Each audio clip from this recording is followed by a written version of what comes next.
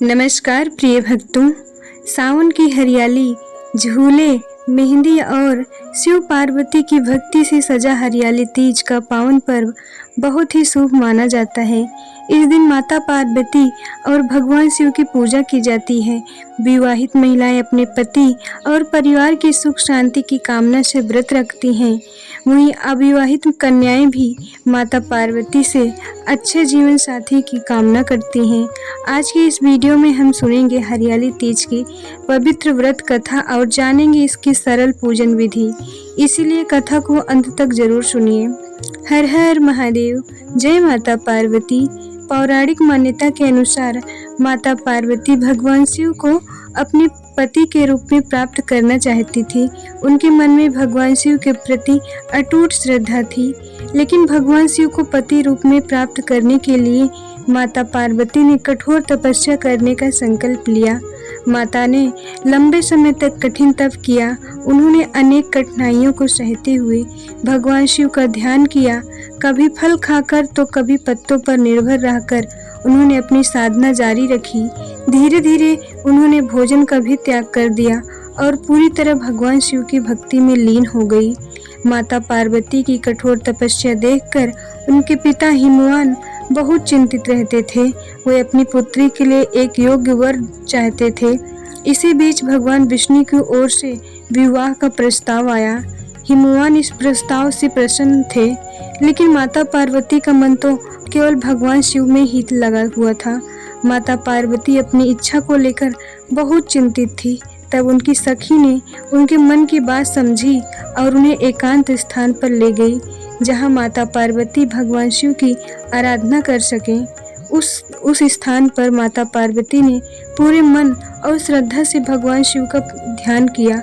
उन्होंने व्रत रखा और प्रार्थना की, हे महादेव, यदि मेरी भक्ति सच्ची है, यदि मेरी तपस्या में कोई कमी नहीं है, तो आप मुझे अपने चरणों में स्थान दें और मुझे अपनी पत्नी के रूप में स्वीकार करें।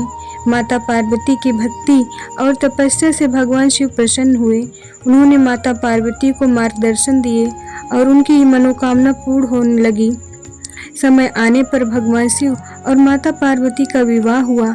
माता पार्वती की इसी कठोर तपस्या और भगवान शिव को पति के रूप में प्राप्त करने की कथा से हरियाली तीज का संबंध माना जाता है। भक्तों, यह कथा हमें एक बहुत सुंदर संदेश देती है। जीवन में परिस्थितियां कितनी भी कठिन क्यों न हो, यदि हमारा संकल्प सच्चा हो और हम धैर्य के साथ सही मार्ग पर चलते रहें तो कठिनाइयों का सामना करने की शक्ति हमें जरूर मिलती है। अब जानते हैं हरियाली तीज की पूजा विधि। हरियाली तीज के दिन सुबह स्नान करके स्वच्छ वस्त्र पहने, पूजा स्थान को अच्छी तरह साफ करके इसके बाद भगवान शिव, माता पार्वती और भगवान गणेश की प्रतिमा या तस्वीर स्थापित करें। सबसे पहले भगवान गणेश का स्मरण करें और पूजा का संकल्प लें। इसके बाद भगवान शिव को स्वच्छ जल अर्पित करें।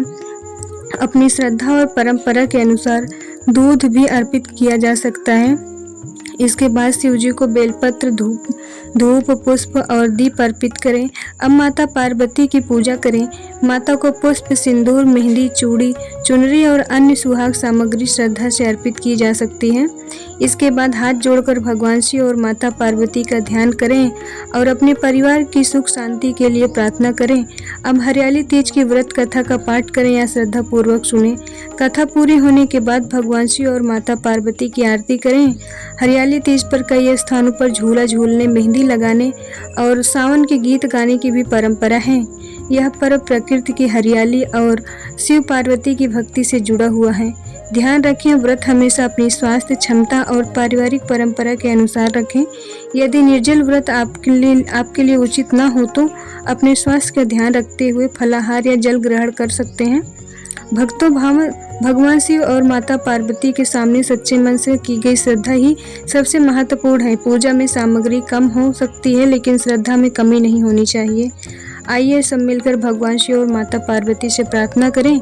हे महादेव, हमारे परिवार में सुख शांति बनाए रखें। माता पार्वती सभी के जीवन में प्रेम, सौभाग्य और मंगल लेकर आएं। जो व्यक्ति किसी परेशानी से गुजर रहा है उसे धैर्य और शक्ति प्रदान करें।